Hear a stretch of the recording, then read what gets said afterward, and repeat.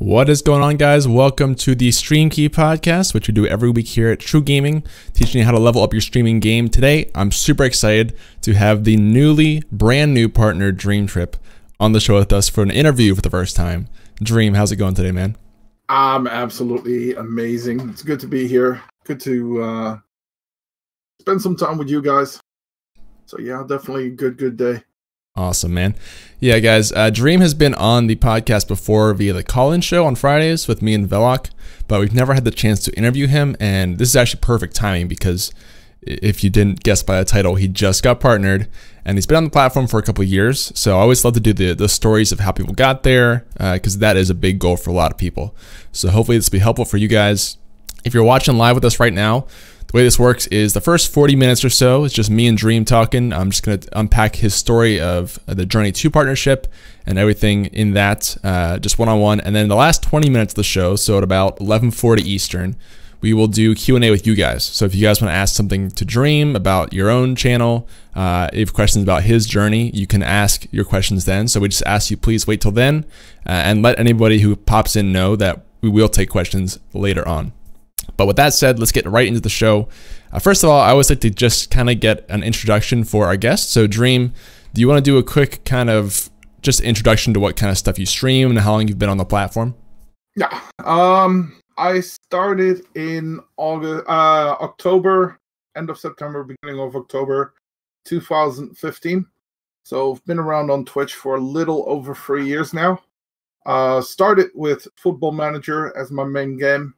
And then during this year, I got to know a different game, Russian Fishing 4.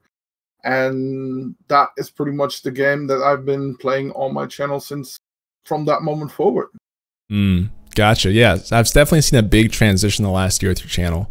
But you've been on since 2015, October. So that's now 3 years it took you to get to this point, which I love these stories because I think there are a lot of people with these same stories who have been on Twitch for a while, who didn't really see a lot of success, and then something clicked and something changed, and they found that path to partnership and beyond.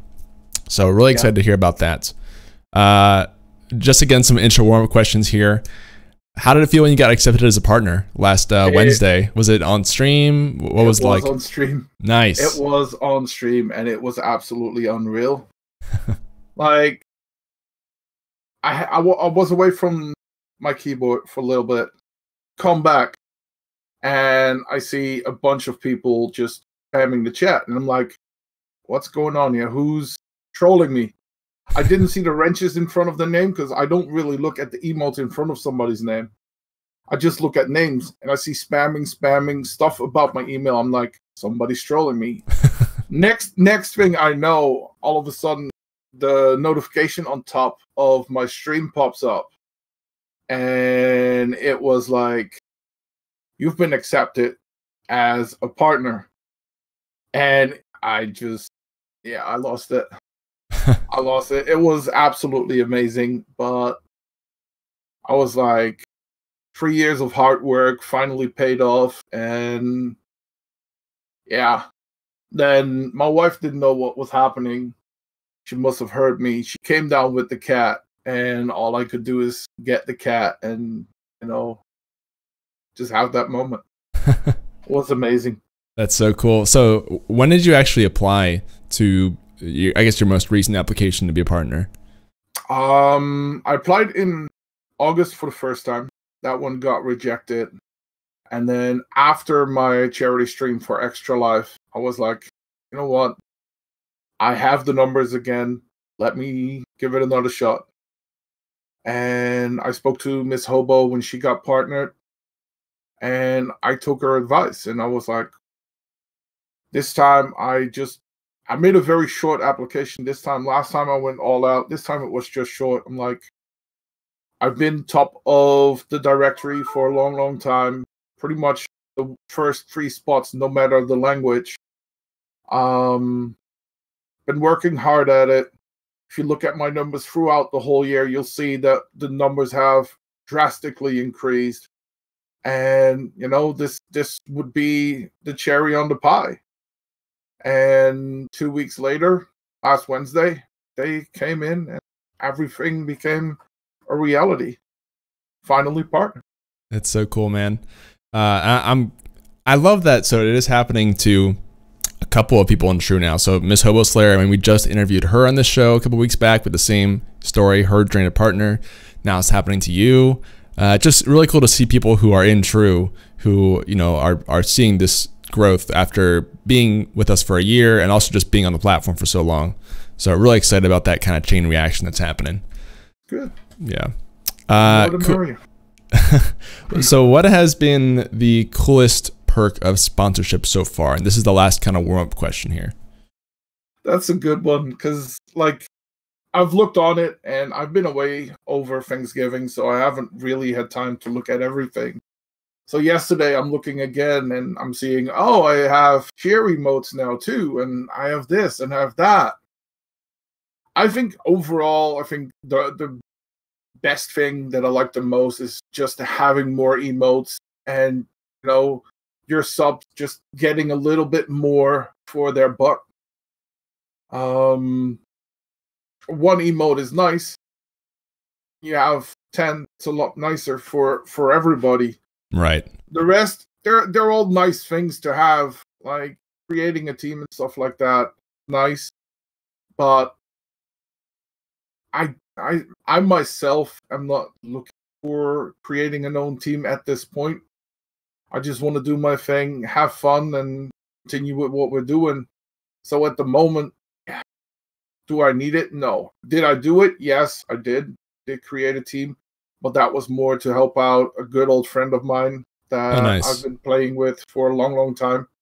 He has a big guild in RPGs and stuff like that. And he was like, well, you're a partner. Are you willing to do this for us? I was like, yeah, I can do that for you guys. So I set up that team for them. And the rest, you know, all the little things that I now can do, I'll sort it out and I'll figure it out. But yeah, the biggest thing right now is get the emotes made. That's awesome, dude. Have you filled out your emotes yet, or do you have ideas for all of them? No. Gotcha. Comes with time. I have ideas. It's just making the ideas come a reality and also legible. Like they're so small. Like you can try a lot of things, and a lot of things look nice when you're looking at them at 112 times 112. But then when you make them smaller, they don't always turn out the way you want them to turn out. So. Gotcha. Well, I'm sure you'll figure out the rest of those over time. Oh yeah. So let's kind of go a little bit deeper into, you know, your path to partnership over the 3 years that you've been on Twitch. Because like I said, I think a lot of people are in this same kind of platform or this same situation where, you know, they stream on Twitch for years and they don't really see a whole lot of growth. They can never quite get to that goal, and something clicks. So let's kind of unpack that. So you started in 2015. You've been on here for 3 years now. So what was the kind of like the first half of your journey like on Twitch? Was it did you stream the same kind of thing for, you know, the first year and a half, or was it something different? Tell us about that. Pretty much got into Twitch because of joke. Like I was watching Twitch for a long, long time, pretty much a year before I started streaming. And one of the guys that I watched was joking to a friend. And I was like, well, if your friend doesn't want to stream, I'll stream. Just, you know, I did that. And I kind of directly fell in love with it. I knew a lot of the big names in the genre of Football Manager at that point because I was watching their streams. So for me, the start might be a whole lot easier than for a lot of other people that are just starting out. And it was just, it clicked for me. And I was like, this is what I want to do. I am making that connection with people playing the same game that you're playing. And, you know, for me, it just added on to the fun. Like, it's all fun and games. But when you can share your experience in a game with somebody else, it becomes a whole different thing. I stayed with Football Manager until the beginning of this year, and I just somehow the game started to become a drag to me. And that was when I found out about Russian Fishing. Was a game still in development. It wasn't on Steam yet at that point. And one of the other streamers said, well, check this game out. Checked it out. Started streaming in it. The community was like no community I've ever seen before. Like, everybody was willing to help you. If you needed something, pretty much you'd ask for it. And sometimes you didn't even have to ask. You'd get it. Huh. And people were just very open and very generous to everyone. And I still feel that feeling is still there. The community is still the same way. Like, when we see new people and we have stuff that we don't use anymore, it goes to the newer people that come to the game. If you need some baits that you need for the fishing, they will give you baits. They will give you, like, there's so much stuff that just gets given away by everybody. And that is something that really pulled me into the community. Then being one of the first ones to stream it, then eventually getting sponsored by the game and becoming one of their main competition organizers, that definitely has helped. But it's been absolutely amazing. Yeah, it's really interesting because I know you played Football Manager for a while, and you pulled pretty good numbers on that, if I remember correctly. But it wasn't quite the same numbers that you're getting now with Russian Fishing. So something you mentioned there, I'm kind of curious about. So you went into Russian Fishing. That's hard to say fast. Russian Fishing for primarily because you enjoyed the game, not because you saw an opportunity to stream it. Is that right? Correct. Okay. I enjoyed the game, and in the beginning I was pretty much pulling in the same numbers as I was with Football Manager. Football Manager in his high days, I had 30, 40 people watching. Those were the numbers that I was pulling in the first couple of months with Russian Fishing. But the more I stayed with the game, the more I did in the game, the more I started to enjoy it. People started watching more. One person says, oh, hey, it's been fun there. People coming in. And, now we're at a point where when I'm hosting a competition, there's often around 100 people in the chat. See, that's awesome, because I think a lot of people would, and maybe myself included, kind of look at Russian Fishing as, well, this is a game that there's not much competition for, so that's why I should stream it, because I'll grow. But you came at it with the approach of, well, I just kind of like this game, and I think I'll stream it, because why not? So that's good in the long term, I think, because, well, while there might be some precedent for streaming a game that has low competition, like if you don't really enjoy it, you're going to get burnt out of it at some point, and you won't be able to kind of connect with viewers and resonate as much. Whereas if you take your approach and just really genuinely enjoy the game, and there happens to be some coincidence where, it's not very saturated, then that really works out, because do you plan to continue streaming Russian Fishing for a long time? As long as there is people playing the game, and at the moment it is still doing good, in my opinion. Will there be other games alongside Russian Fishing for it? Yeah. Sure. We got to the point where we're partnered now, so there is a possibility, like, I don't have to look at my numbers anymore. True. The number game is completely gone. So if I have a lower viewership on a stream, it's not going to be detrimental, and it's not going to ruin anything for me anymore.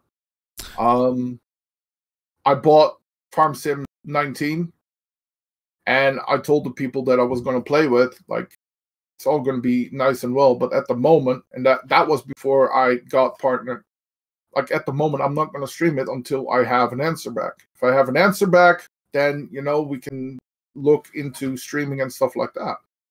Right, so, yeah.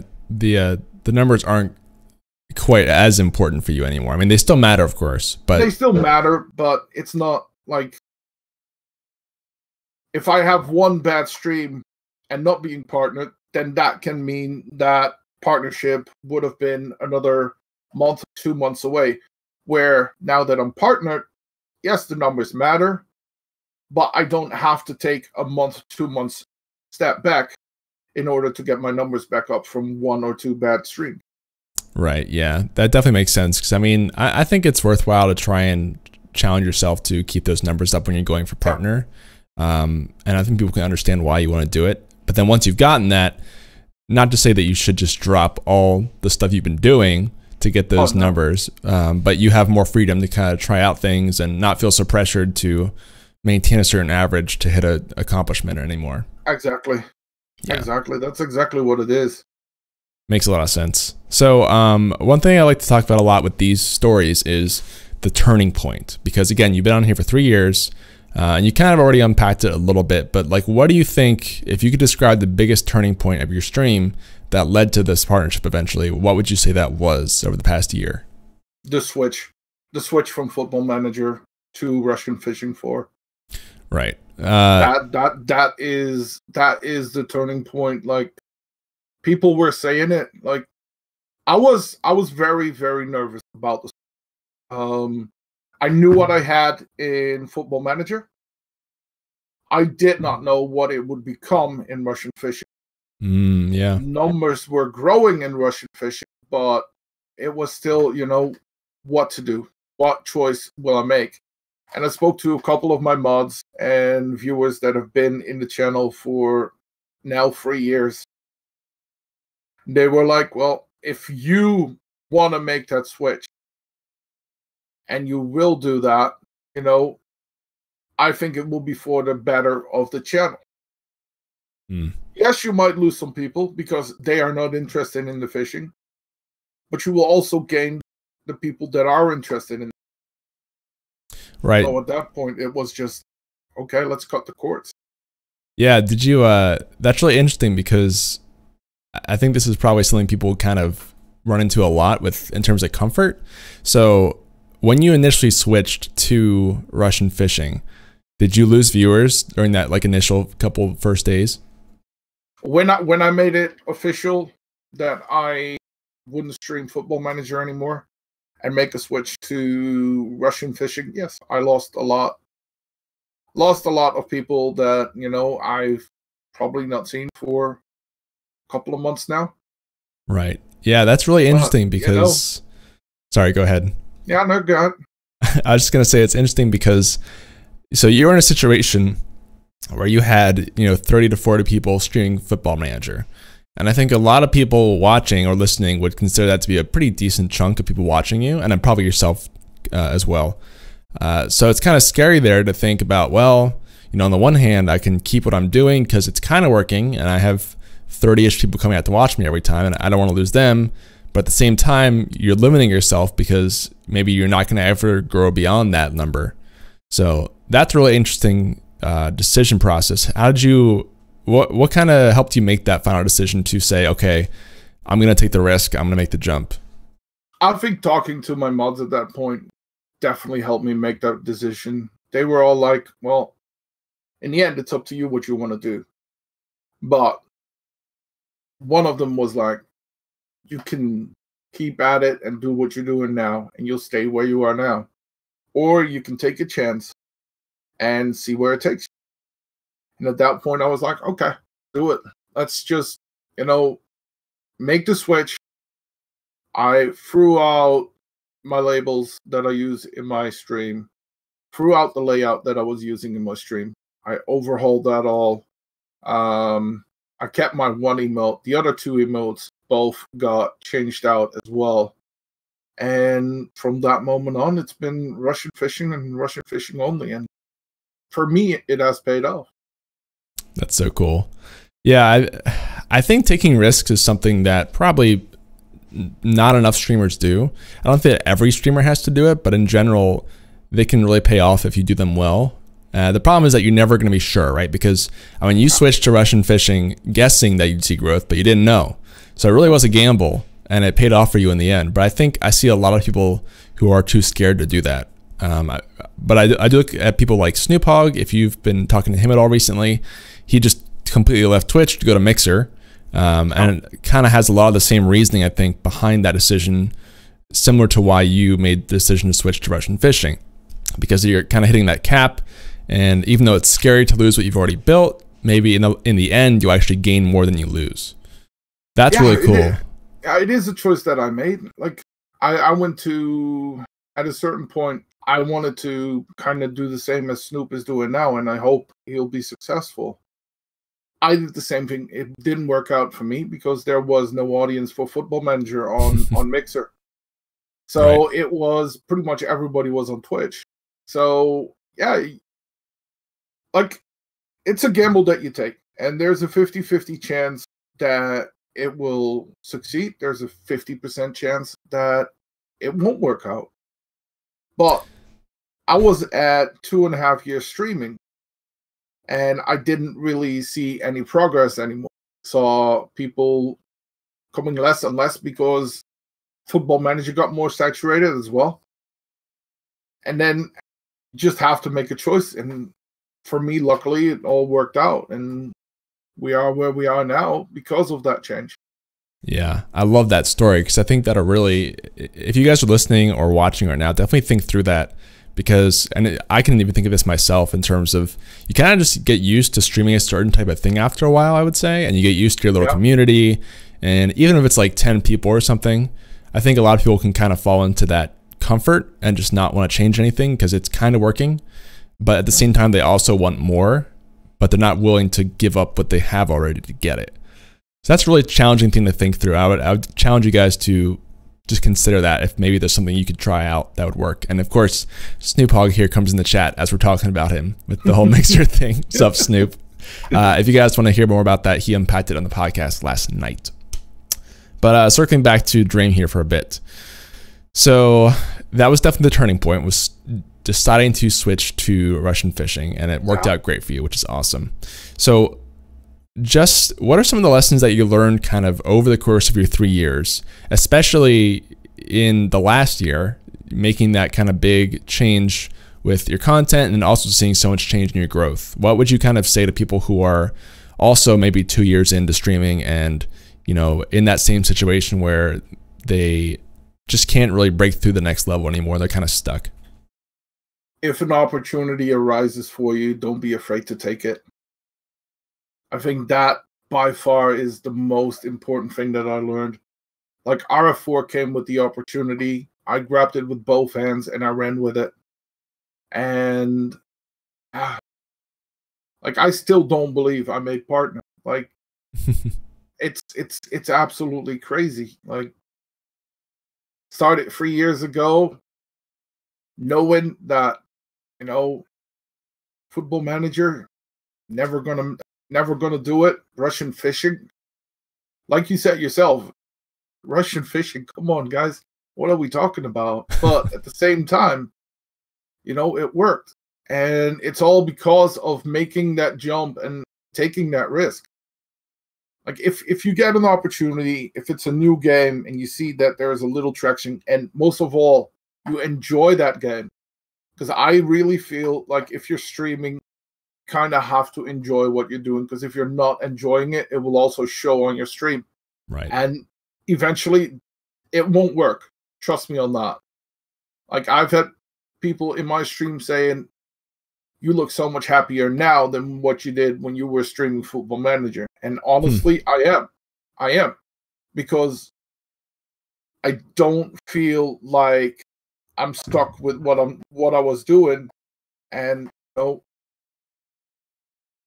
being frustrated with how the game was and how it didn't change over time, and then dropping into something completely new, making it completely, you know, for me, it started a whole new stream life pretty much. For me, streaming now, it doesn't feel like work. Where when in the end, when I was streaming Football Manager, yeah, okay, my viewers want me to stream. They want to see a stream. And now it's just, okay, do another stream. Let's have some fun. Right. Yeah. So it did feel like work for you eventually, is what you're saying, to stream Football Manager? Yeah. Like people, I knew that people wanted to see stuff. And, you know, if you're not feeling like happy with the game that you're playing, it will feel like work a lot faster than when you're enjoying stuff. Yeah. Yeah, I think there's always elements of both a little bit, especially for streamers who've been doing it for a while.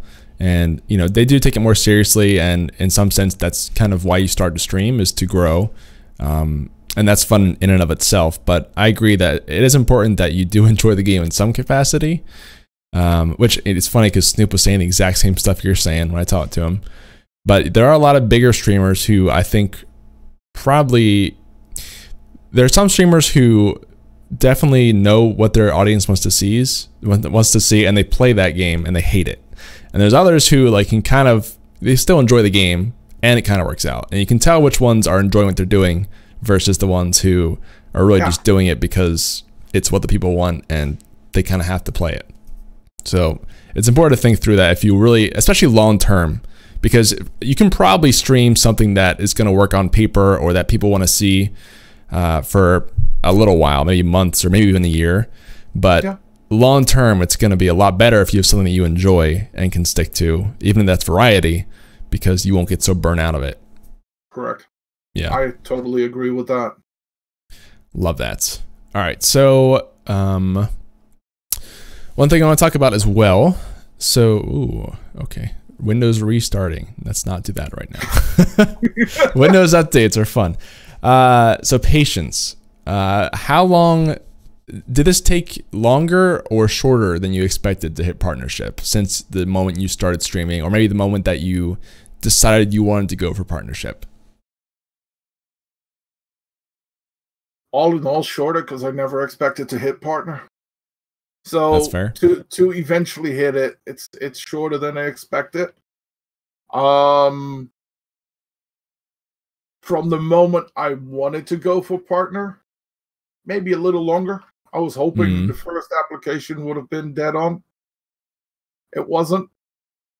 The numbers after my application dropped a little bit. So that to me was just more reason eventually. Like, yeah, did it get me down? Yeah. I felt a little off for about a week, 2 weeks. And then you just get back on your horse, do what you do every single day. And, you know, eventually we got back to that number and we applied again. And this time it was good. So all in all, definitely shorter than I expected to get there.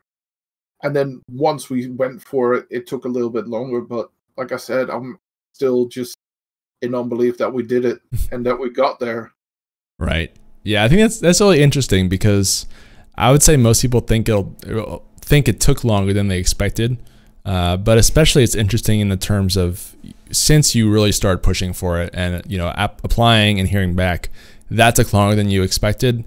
I think that's probably true of a lot of people who are qualified for partner and maybe they think they have a good application on paper, but it just takes a few tries to do it.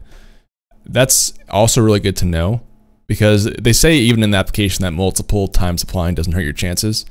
And that really is true, even though, even like you said, it feels kind of bad when you get that first rejection. Yeah. I mean, it definitely feels bad, but it doesn't hurt to just apply again. They don't look down on you for multiple applications. So that's important to remember, I think. Yeah, it is. Like I said, the first time I got rejected and they told me you can reapply in 2 weeks. And I was like, not going to do it. And, you know, I really wasn't thinking about it anymore. And after I looked at my numbers after my charity stream, I was like, whoa, didn't expect this. And at that point, I was like, okay, let's just try it one more time and see what happens. And then, yeah, last Wednesday, it was finally that far, and boom. It's so cool. Just over a week of partnership, man. Again, congrats on that. Put some claps in the chat, guys. It's crazy. All right, so I want to also ask you, why partnership? What are like some of the big reasons that you wanted to hit partner on Twitch? Was it just the status symbol and the more finances? Was it actual things that you get from partnership? What does it mean to you? To me, it's a big middle finger to everybody that said you won't be able to do it. People have said your channel is trash, streams are trash. And I've said this right from the get-go when I saw that my numbers were up there. Like, I don't care if I get partnered. To me, getting to the point where I can apply for partnership means way more to me than finally get that tick. Now, having that tick, I don't know if it really meant that little, but, you know, to me, it just opens up maybe a couple more opportunities.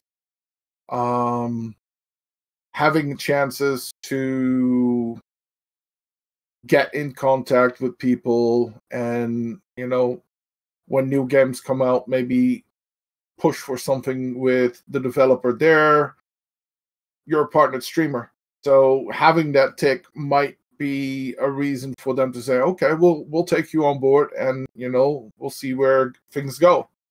Kind of like what happened with Russian Fishing, where I wasn't partnered yet. I think, like, if I was partnered, it would have been even easier for them to say, okay, we'll take you on and we'll see where it goes from here. Yeah, the market credibility is really big, I think. Just having that verification badge and being able to tell people that you have that status symbol is actually really helpful just for, you know, negotiations and deals. And but also, like you said, just showing people that, you know, your haters and people that try to tear you down, that didn't matter. You still got it anyway. That's pretty satisfying. It is. It is. Like, there were, like, I've had people in my stream literally a couple of weeks before I hit it. Someone came in and was like, you know, you're never going to be considered as a partner because, you know, people are not talking to you, chat. I'm like, no, well, maybe if you spent more time here, you'd see that they are. But, you know, all in all, it's been work. It's hard work to get there, and you can't take anything for granted. Every single day, you have to put in the work to do what we're doing. Like, I see so many people start streaming, and then, you know, after a month, 2 months, they're like, can't do this no more. It's too much.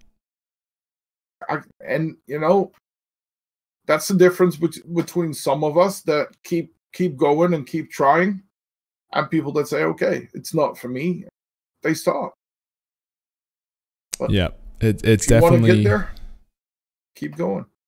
It's a grind for sure. I mean, it took you 3 years of hard work and lots of strategy and thinking. So that's just a testament to how hard you really have to work if you want it.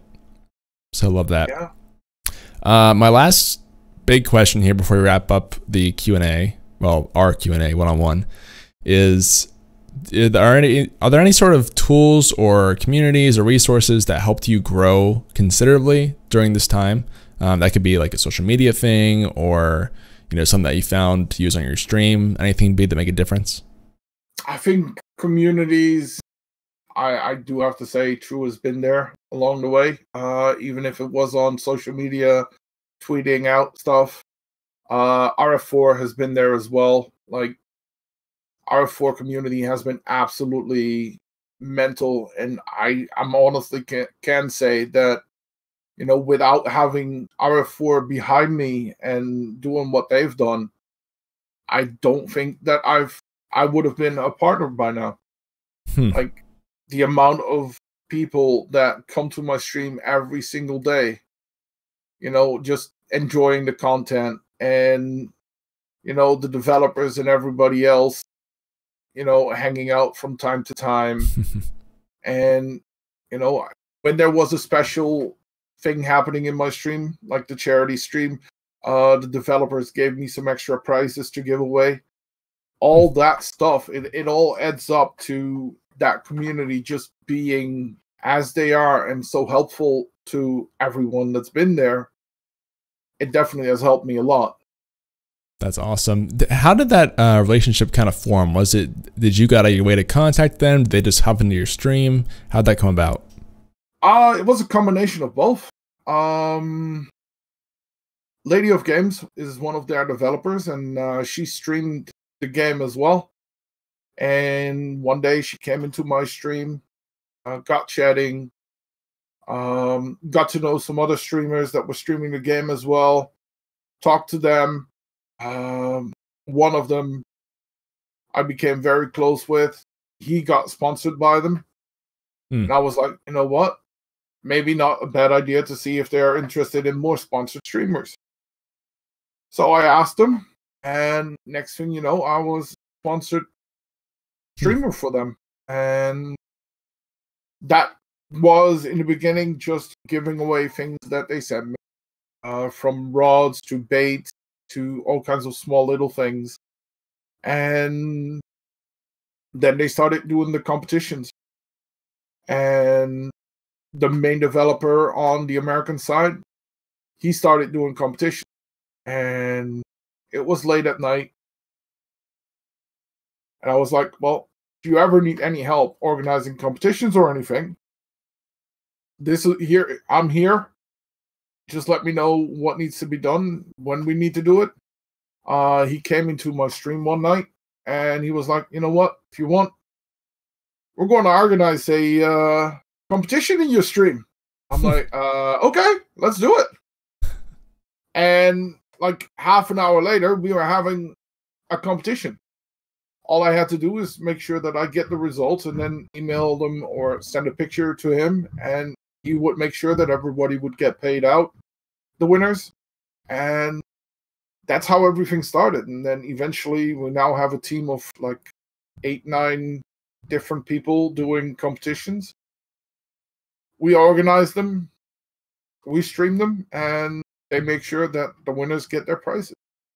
Huh, that's really cool. I think it's cool to hear that you in some capacity they were already on there, but really it was a lot of you reaching out to people on the dev team and just asking me a part of things. And I think that's a great strategy for a lot of people, not just in Russian fishing, but especially smaller games of any kind or independent studios and things. Reaching out can really pay off for a lot of people. So it's cool to hear kind of a success story of how that worked out for you. Yeah. That's awesome. Yeah, it definitely was.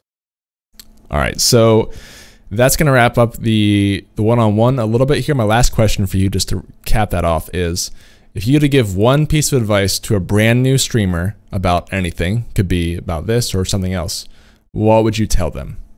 Don't give up and believe in yourself. I love it. Like, it's so easy to get discouraged. You only get one viewer in.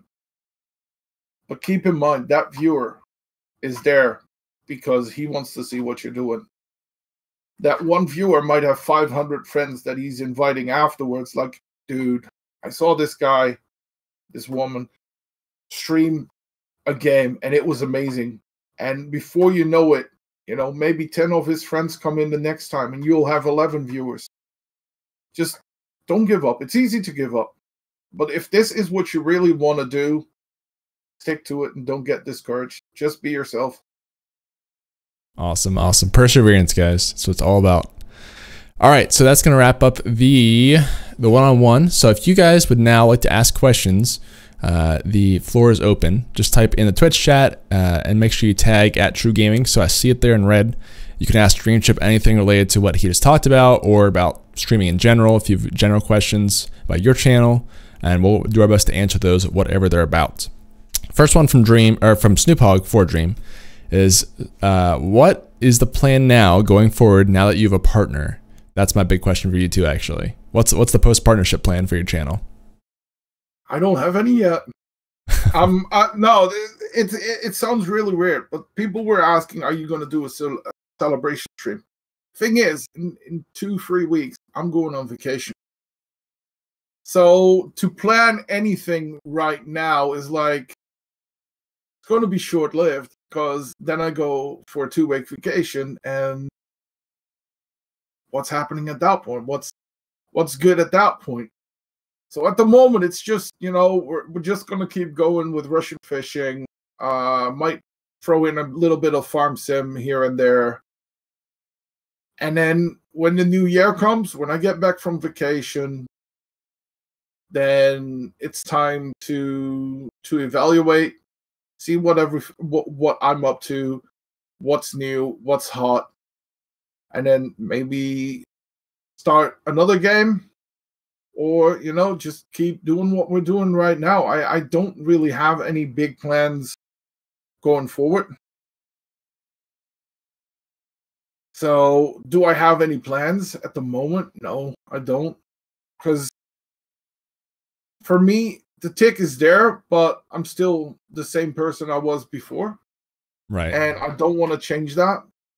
So, for me, it's more like keep doing what we're doing because apparently it's working. And then, if something nice pops up for us or an opportunity arises, see where that takes us.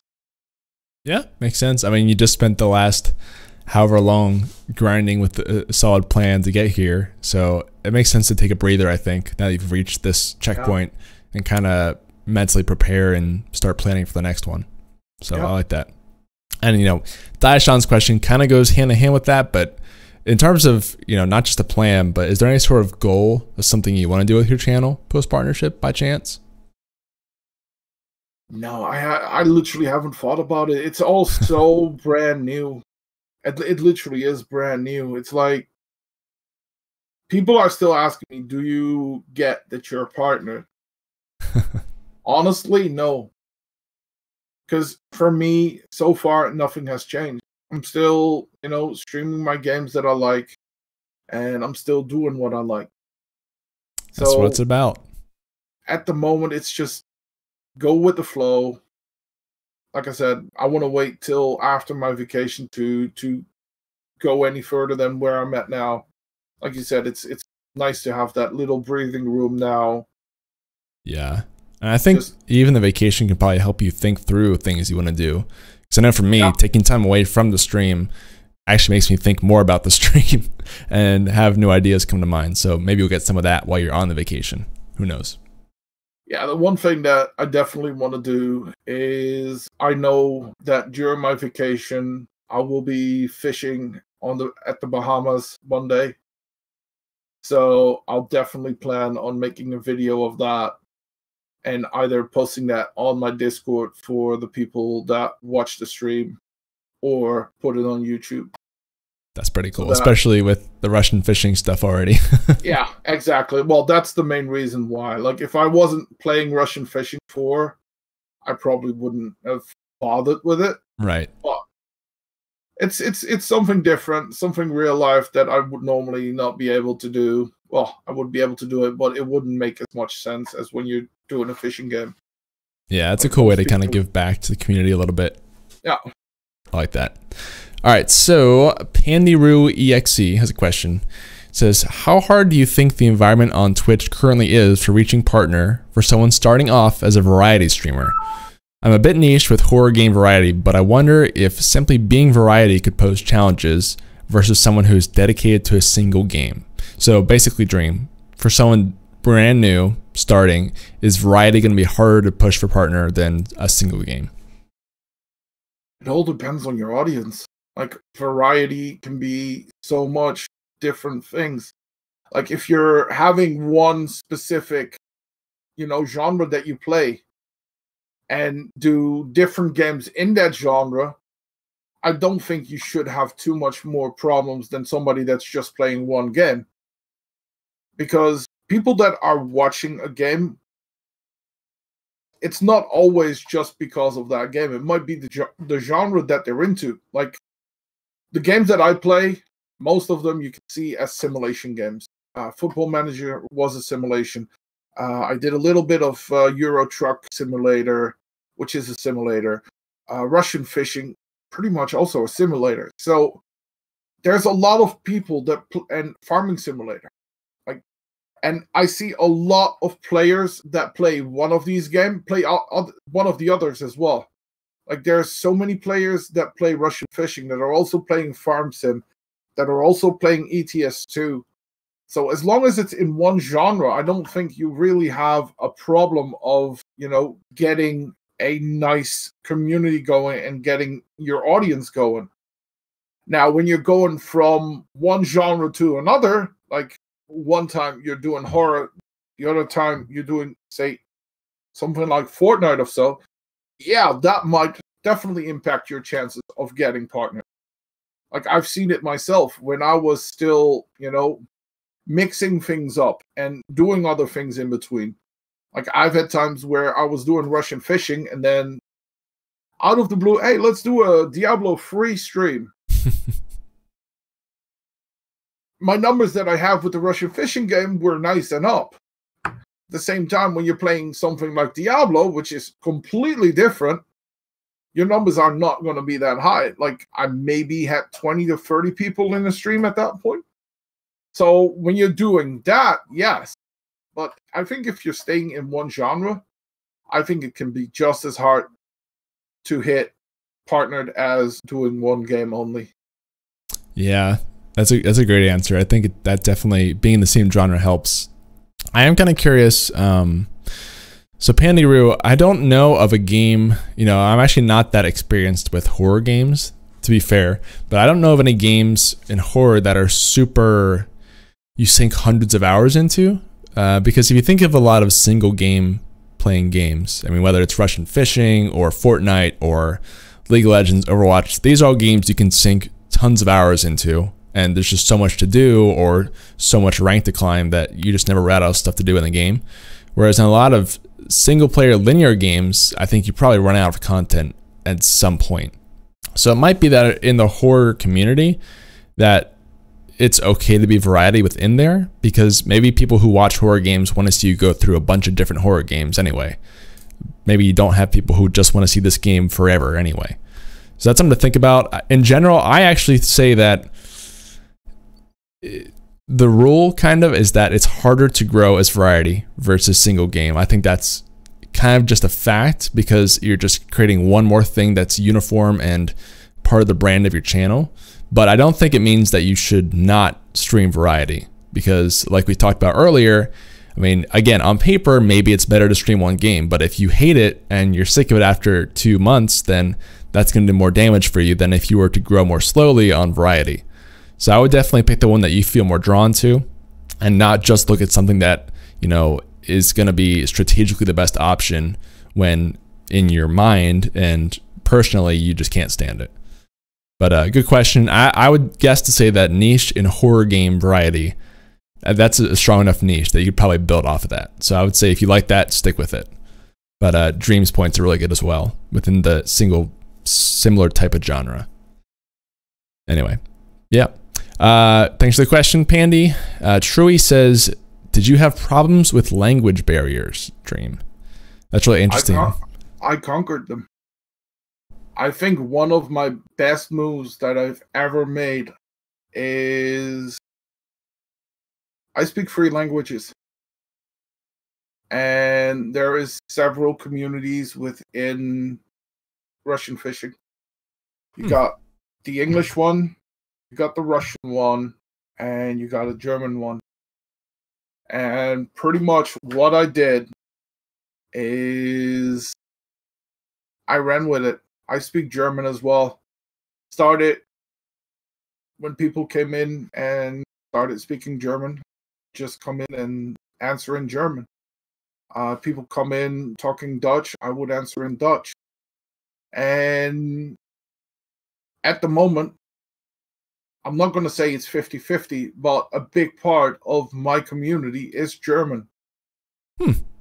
So I pretty much was there as the guy that just doing English. And then eventually it became, okay, let's do German in there as well, because we can get 2 communities to be as one. And a lot of people were like, okay, you actually are trying to get 2 separate groups into one. And like I said, I've ran with it, and since that moment, yes, my channel has definitely grown from that as well, being just multilingual and running with that. So have I run into barriers? Most people might have seen it as barriers. I just was like, okay, this for me is an opportunity to do something with the languages that I actually know and go with that and, kind of conquer the world of RF4. Wow. That's really cool because so this is a topic we get a lot on StreamKey, and I actually have not worked with many streamers who are bilingual or in your case trilingual, but man, I could go on a whole episode about that. But so did you speak these languages before you started streaming the game, or did you kind of learn them as you streamed the game? I knew them before. Okay. I'm originally Dutch. I came to the States about 10.5 years ago.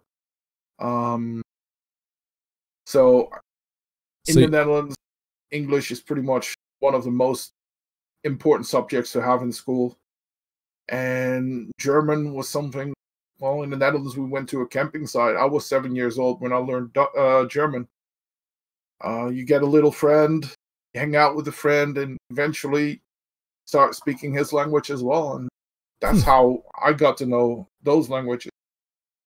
Wow, that's really cool. So you found a directory where there's so many cool things there that not only you enjoyed the game, there was opportunity, but the language is in that directory, and the demographics worked out that way too, where you kind of already knew. But again, I'm guessing that you kind of got better at it as you embraced it on the stream and tried to talk with those people more regularly. Yeah. So like, that's a big piece. My German was rusty at best. Now I can have whole conversations in German. No problem. That's really cool because, like you said, you didn't see it as a downside or a challenge because people were speaking a different language. You saw it as an opportunity. Yeah. I think that's awesome. And I think, yeah, people should try and do that more. It makes me want to try and do that with some of the directories, in all honesty. Like if you possess the ability to speak a language, like whether it be, in America, a lot of people speak Spanish and English. It's easy to connect them both. Just try something out. And since I started doing it, there's more people doing it. Like they try to be helpful for the English community, but also speak a different language. There's one streamer that started recently. She's now streaming in Spanish and English. So you can combine both those two communities together. That way, you know, like if I could speak Russian, my channel would probably be twice the size it is now. Not that I'm going to learn Russian. I think I know the fourth languages, but no, that's just how it is. Like the more languages you speak, the more people you can connect to. If you can make that connection, it will work. Yeah, that's great. And I guess so Troy speaks Dutch and is scared that if she says something in Dutch, will scare off people. But I would say you would recommend that she try and embrace that a little bit if she already speaks it. Yeah, if you know that you have some Dutch people in your stream, why not say goedemorgen, hoe gaat ie? Instead of having to say it in English. Like it's very easy. Like just make them feel like it's okay. Like yes, I still would like if people know English, speak English in my channel. But I do know that there are people, like a lot of Germans, do not learn English in school. So for them, it might be hard to speak English. You can do two things. You can say, oh, well, have fun in your German streams, or you can embrace it and say, no problem, just join in. And, you know, if you have any questions, feel free to ask in German. I might answer in English, like, because the words are so different, like the fish bees, they're so different from each other. But, you know, you at least get an answer. Yeah, I love that. Okay, we got a couple more minutes here left. So Meemaw asked, do you utilize YouTube at all? And if so, how? I tried. I did one video, a tutorial video, and I watched it back. And since RF4 is not fully optimized yet, because it's not fully out yet, it looks choppy as hell. It looks like you're losing a ton of frames. And I decided, okay, let's put it on hold until things are better. I want to get back into it, get more tutorial videos out, because you know, once every couple of weeks, I try to go back to the lower level lakes and, you know, just have conversations with people that just start with the game and see how they're doing. And you just notice that people don't know anything about the game. Like, you see level 10 still fishing with one rod. You have the ability to fish with 3 rods from level 1. Which means, you know, instead of making, say, 100 silver an hour, you can make 150, 200 silver an hour because you just have more rods out in the water. So, yeah, definitely would like to get back into that and help people out more, because they definitely need it. Right. Just you haven't found the right kind of way to do it yet with the current game. Gotcha. Makes sense. All right, well, we're pretty close here. Snoop just wanted to tell you that he loves your mindset and that you find ways to make things that could be obstacles become your strengths. And I totally agree with that. That is one of the coolest things to come out of this discussion, I think. So thank you for inspiring people with that. I did see a question earlier on from Mima. Oh, that was really, really early in the conversation. Okay, go ahead. She asked me why Fishing Planet over Russian fishing. And I'll answer it. I played both. And I played Fishing Planet for all of 3 or 4 hours. That's all I could stand of it.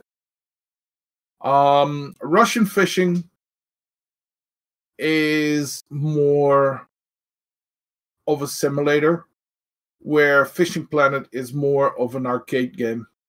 You have all the flashy things on Fishing Planet, but when you're playing Russian fishing, it's more realistic, in my opinion.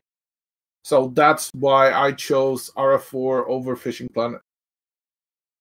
Makes sense. There you go, Mimo. Thanks for that question that I missed. Apologize for that. But yeah, if there's no other questions, I guess we'll kind of wrap up here. So Dreamtrip, thank you so much for being on today and telling us all about your journey to partnership. I'm really excited to see where you go from here, and I'm sure you'll have time to think about that on your vacation. Is there anything you want to say before we kind of sign off, where people can find you, any of that stuff? Yeah, I want to thank everybody for tuning in and watching the stream, first of all. Thank you for being here, getting the questions. You can find me, twitch.tv/Dreamtrip. You can also find me on Twitter, @Dreamtrip77. Don't do Instagram or any of that stuff. So that's pretty much it. Sweet. Thank you so much for being on again, dude. And thank you guys for watching today's live episode. Reminder that we will be back tomorrow at 11 a.m. till 1 p.m. with Velok and Stone Equation and a special guest for the phone-in Friday version of this show. If you want to catch it, we'll be here at 11 as well. Also, please go check us out on the podcast platform of your choice. I'm going to post the Spreaker link in chat, but we're also on Spotify, iTunes, YouTube, Twitch, Google Play, Pocket Casts. Anything you can think of, we're probably out there. Just search for Twitch or streaming, and you'll find the podcast. So the best way you can support the show is to subscribe, leave a rating, etc. Yeah, on Stitcher as well, Diebear. Everything. It just puts it on everywhere. So with that said, guys, we're going to sign off here and probably raid someone right as the stream ends. And we will see you tomorrow. So adios, guys. Have a good one. Have a good one, guys.